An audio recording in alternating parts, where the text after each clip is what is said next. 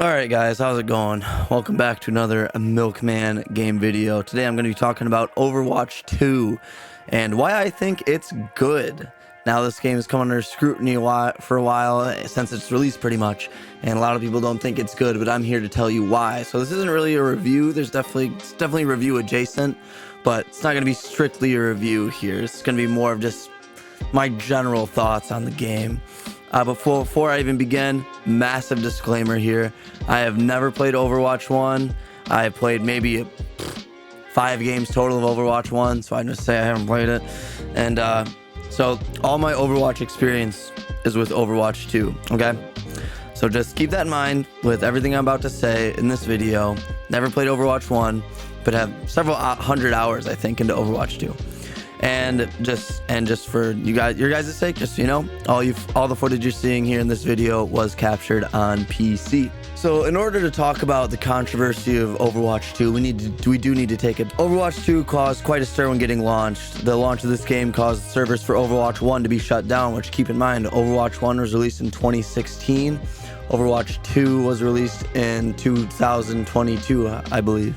So with the game being out since 2016, this is a big deal because although Overwatch 2 was free to play, Overwatch 1 was not. It was a full price game. So therefore this yielded a $60 game that many people invested in, completely useless. They have the disc for this game. There's no story mode with the game.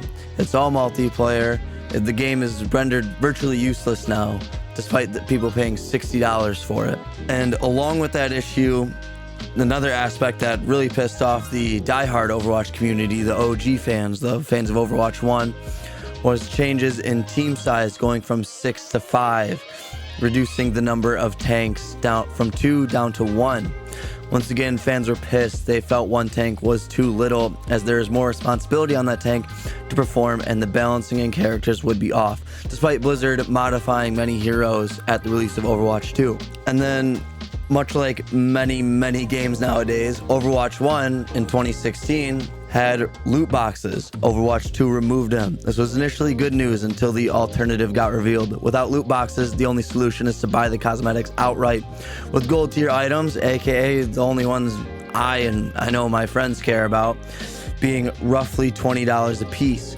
You either got to pay up for the items on their own or pay the battle pass and grind away to earn enough currency for an item.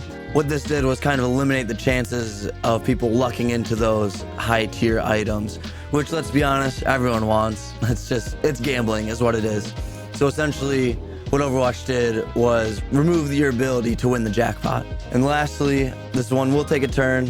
Overwatch, with the one reason people were happy about Overwatch 2 coming out was Blizzard, the makers of the game, talking about how they were going to include a PvE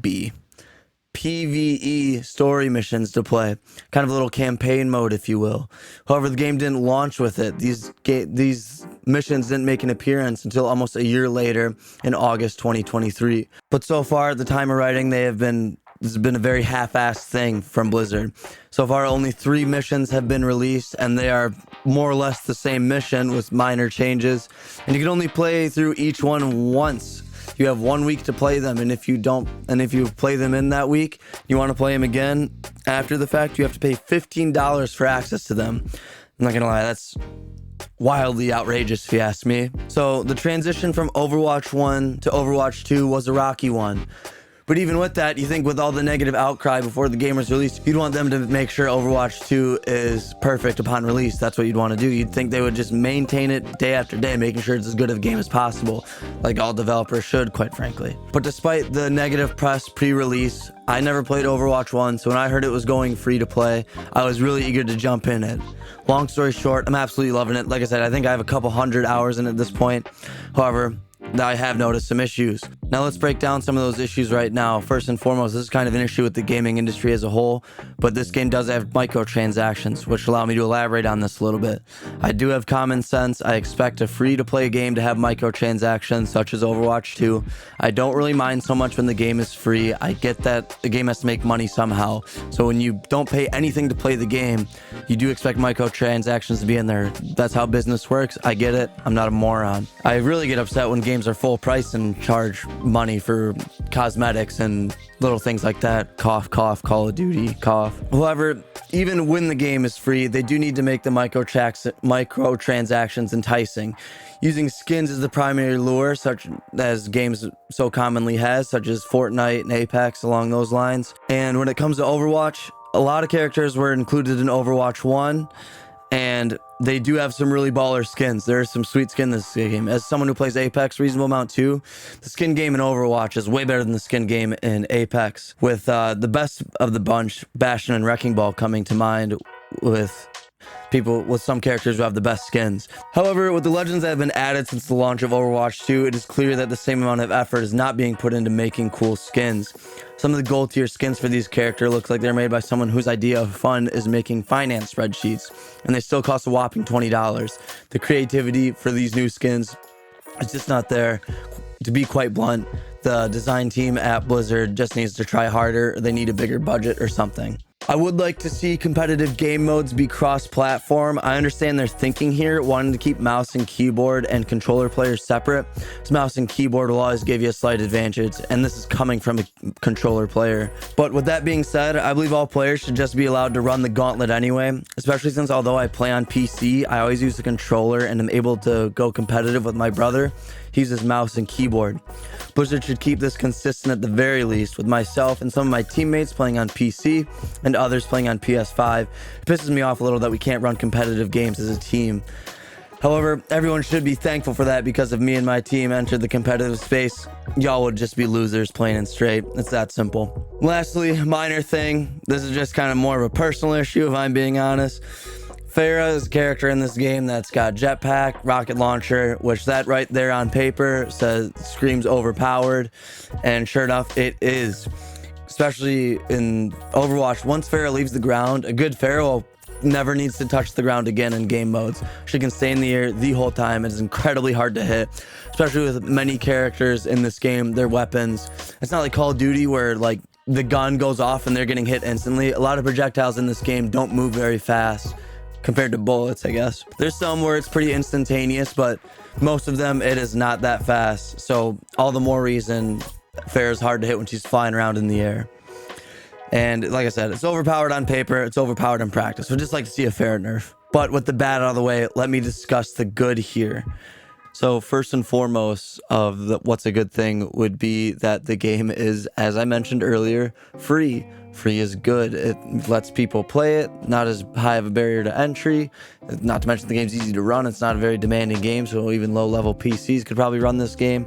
But the biggest thing with it being free, you don't have to pay money to enjoy everything it has to offer. Obviously, skins are cool, but that's the only thing is cosmetics. You could become a pro in this game. Go to Overwatch League if you want, and you wouldn't even have to spend a dime on it. So in this case, I'm glad that the game is free. There are a total of 38 characters in this game, at the time of writing at least, spread out across 3 general classes: tanks, DPS, or assaults as I like to call them, and supports, or as I like to call them, healers. I currently run a rotation of 11 heroes, some in each class, though I am most comfortable in the tank class, probably because I'm a tank in real life. I think there's all but 2 tank characters I play, I think. Could be wrong.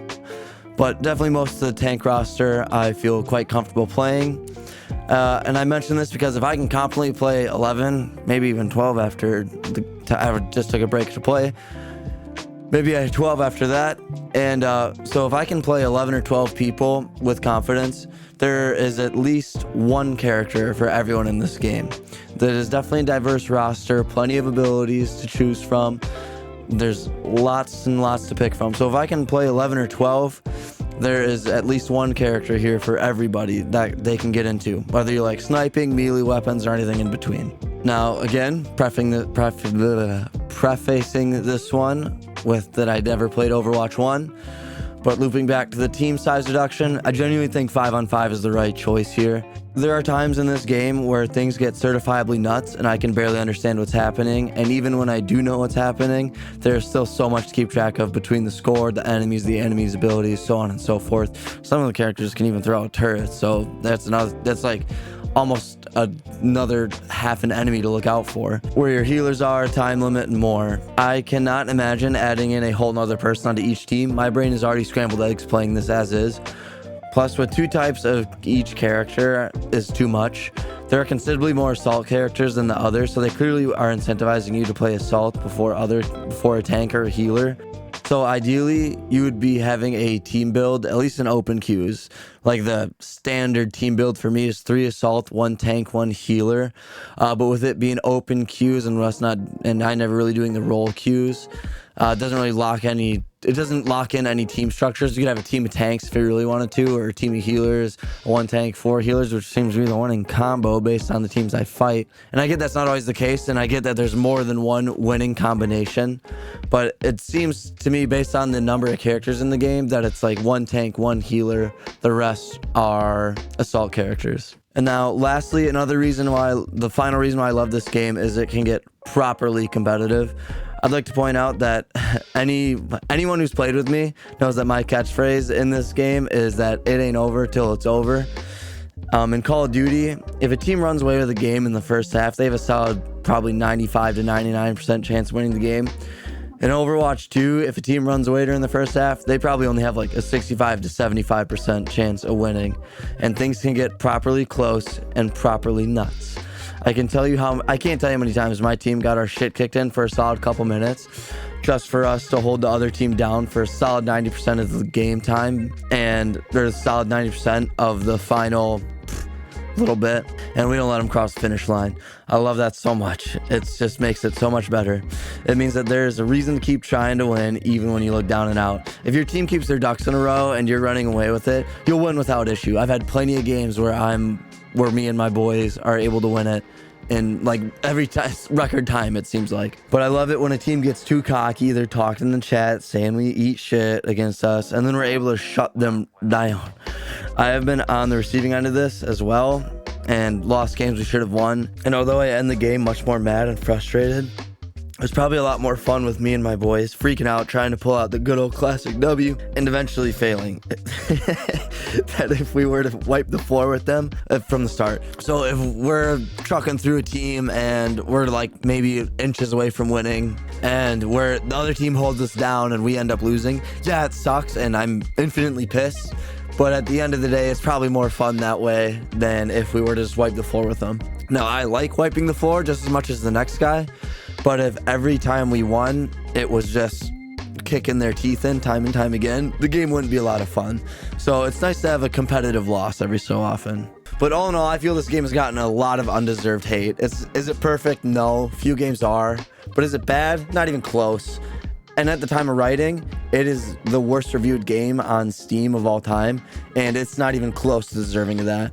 I get that this game can rub people the wrong way, and like I said, even I have my issues with it, but I have had a very positive experience with this game and look forward to putting in even more hours. If you tried this game and you didn't like it, that's fine. I get it. No game, or any piece of media for that matter, will never be liked by anyone.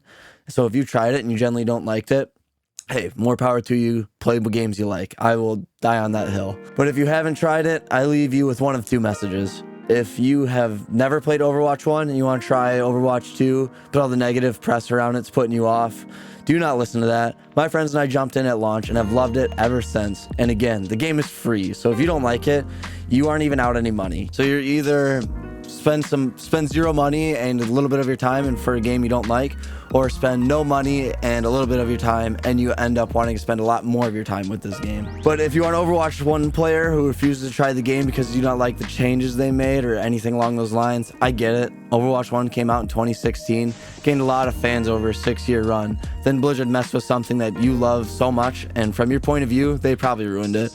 I get why you wouldn't want to try Overwatch 2, but I urge you to try it. Sure, it may not be what you're used to, and you may have to spend some time adjusting to the new rules, but I feel like the chances of you liking it are probably a lot better than you think. And just like in the last message, it's free, so you really have nothing to lose. But that's all I got. Thanks for taking the time to listen to me ramble and speak my opinion on what can be a controversial gaming topic.